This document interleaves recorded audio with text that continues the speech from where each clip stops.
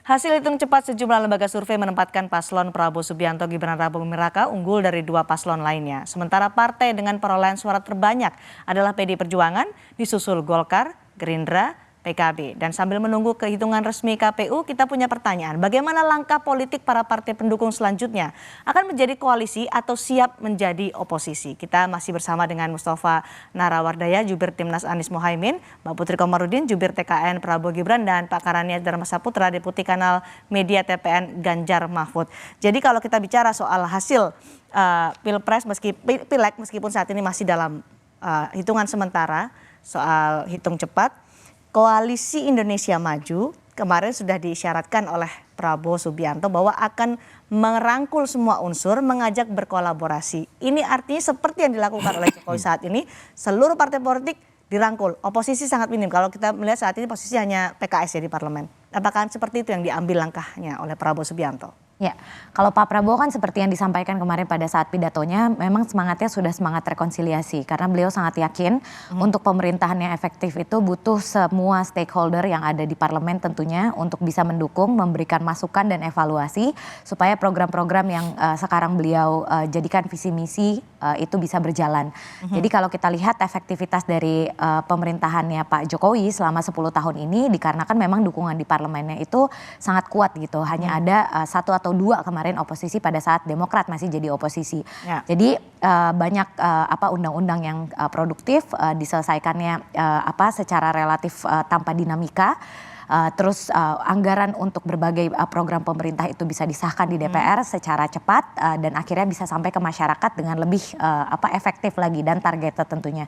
Jadi tentu karena kemarin Pak Prabowo sudah mengajak paslon 01 dan 03 untuk bergabung, kita akan melihatlah responnya sebenarnya dari partai pengusung 01 dan 03 ini yang sebenarnya juga sekarang masih bersama. Ada di pemerintahannya Pak Jokowi. Kalau kita lihat kan menteri-menterinya masih ada di kabinet Pak Jokowi pada hari ini. Kalau komunikasi ya tentu para ketua umum itu selalu berkomunikasi. Ketua umum saya juga pasti berkomunikasi dengan ketua umum partai-partai yang ada di luar koalisi 02. Jadi kita lihatlah dinamika sampai dengan nanti pelantikan di bulan Oktober 2024 ini. Oke, PDI Perjuangan akankah tetap nanti akan memilih menjadi oposisi atau bergabung dengan pemerintah? Suaranya kan tertinggi saat ini dihitung cepat Pileg. Ya, saya kebetulan bukan orang PDIP nih Mbak. Tapi mungkin kalau tadi kita dengar dari Mas Hasto sudah menyuarakan kan bahwa PDIP kelihatannya sudah siap untuk kalau memang mengharuskan ada di area oposisi kelihatannya itu akan dilakukan. Nah coba tentu sekali lagi saya tidak dalam posisi untuk membuat pernyataan. Ya, tapi tadi disebutkan. Cuma yang ingin saya tekankan mungkin gini. Satu hal yang kelihatannya perlu kita evaluasi ya dari situasi Pilpres sekarang, kelihatannya memang kita harus memperkuat oposisi justru ke depan. Check and balance. Supaya check and balance ya, jadi jangan kita memberikan cek kosong gitu ya kepada presiden dan eksekutif. Saya kira check and balance, oposisi yang kuat, saya kira sama pentingnya dengan adanya pemerintahan yang kuat dan fungsional gitu. Oke, Rabu malam Gibran menyatakan di Istora Senayan, saya akan bertemu dengan paslon 1, akan bertemu dengan paslon 3. Sudah adakah sinyal-sinyal pertemuan itu, Pak Kar? Tadi seperti yang disampaikan Mas Ganjar dan juga setahu saya belum ada itu kan tadi undangan ataupun ya, permintaan. Ada lagi komunikasi dari siang sampai malam ini? Sudah ada komunikasi dari... Setahu saya belum ada. Masih sama seperti yang disampaikan Mas Ganjar. Belum ada? Ya. Oke, dari Timnas Amin sudah ada komunikasi? Enggak ada sama sekali. Itu kan saya nggak jelas ya itu yang mau sowan itu Gibran sendiri atau sama Prabowo. Yang jelas saat ini kami masih fokus untuk mengawal suara karena kecurangan banyak sekali terjadi di mana-mana. Jadi kita masih mengesampingkan itu dulu dan saya bertanya pada Gibran kalau mau sowan posisinya sebagai apa dia itu? Statusnya gitu loh. Sebagai Gibran pribadi atau sebagai cawapres. Kan ini kan politik kan selalu dibaca dari sisi yang lain. Coba kalau Prabowo datang ke 3 atau 1, nanti beritanya kan beda ya. Setiap berita kan berbeda itu tangkapannya. Wah berarti udah ngakui kemenangan tuh 03 atau 01. Akan begitu. Jadi emang sensitif sekali. Oleh karena itu sampai hari ini Amin masih tidak memberikan soal koalisi apa tidak atau posisi. Atau menerima Gibran atau tidak, permintaan juga nggak ada. Gibran cuma nyeletuk di atas panggung kan saya juga melihat kok. Dan itu kan maksud saya terlalu dini gitu. Ini masih kemenangan quick count, sudah seperti euforianya berlebihan, menurut saya tidak etis dan nggak menghormati KPU kan masih berjalan kan real count-nya kan. Tunggulah sabar sebentar gitu. Oke, belum ada komunikasi artinya dengan Gibran. Nah, tapi kan saat ini kita selalu melihat bahwa Amin adalah konsisten membawa suara perubahan, antitesa dari Jokowi. Ini kan bau-baunya oposisi nih, gitu bau-baunya oposisi karena yang dibawa oleh Prabowo Gibran kan keberlanjutan. Ini yang belum akan kemana nih? Jadi ada 4 hal yang perlu saya sampaikan terhadap program yang ada Pak Jokowi sekarang. 4 itu pertama, kalau itu programnya baik, ya bermanfaat positif, akan diteruskan. Ada keberlanjutannya. Contohnya? Banyak lah. Ini tempat saya sebutin dulu ya, supaya nanti ketahuan pertanyaannya apa. Kalau bagus diteruskan. Tetapi yang kedua, kalau banyak kurangnya ditambahin, dievaluasi. Tapi kalau yang ketiga ini, kalau memang betul-betul program itu atau proyek itu tidak bermanfaat, kedepannya kayaknya kurang bagus menurut kami, ini akan dievaluasi total. Ya, berlanjut tapi dievaluasi total. Manfaatnya mungkin akan berbeda. Tapi yang keempat ini memang perlu program baru. Ketika 1, 2, 3 tidak ada. Yang keempat ini baru kita bikin program baru. Saya selalu bilang perubahan. Ini waktunya perubahan. Ya, semuanya perubahan bukan berarti itu tutup. Contoh yang reklamasi. Bangunan yang sudah jadi nggak diambruin, tetap lanjut, dimanfaatkan untuk apa? IKN juga begitu, mau dimanfaatkan untuk apa? Kemarin saya dengar dari timnya Pak Anies ya, mungkin bikin seperti Istana Bogor, bukan sebagai ibu kota Nusantara. Seperti itu modelnya itu. Sekarang ini kalau misalnya suara paslon 1 dan paslon 3 bergabung, akan suaranya dominan dibandingkan suara dari koalisi Indonesia Maju. Kita mau fokus ke memberantas kecurangan ini dulu. Karena mengawal demokrasi, menurut teori, yang harus diberantas dulu itu kecurangannya. Yang kedua adalah berita negatif media. Berita negatif udah banyak ternyata, tapi nggak mempengaruhi.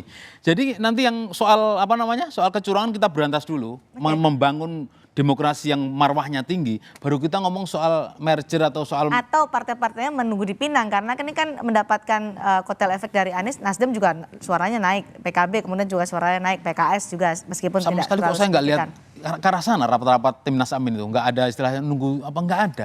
Mereka fokus betul ngawal suara ini karena salah satunya yang harus kita kawal ya demokrasi ini jangan sampai dirusak kan seperti itu kira-kira. Sudah ada lobby-lobby belum sih Mbak Putri? Ya, kalau komunikasi kan memang dari awal masa kampanye pasti selalu terjalin ya. Karena para elit partai politik ini tentu ingin menjaga juga kondusivitas dari pemilu kita. Yang memang sangat menyita energi dan tentu kita tidak ingin apa yang terjadi di 2019, kebencian cebong kampret itu sampai akhirnya terjadi pada tahun ini. Dan kita bisa lihat sekarang relatif lebih damai.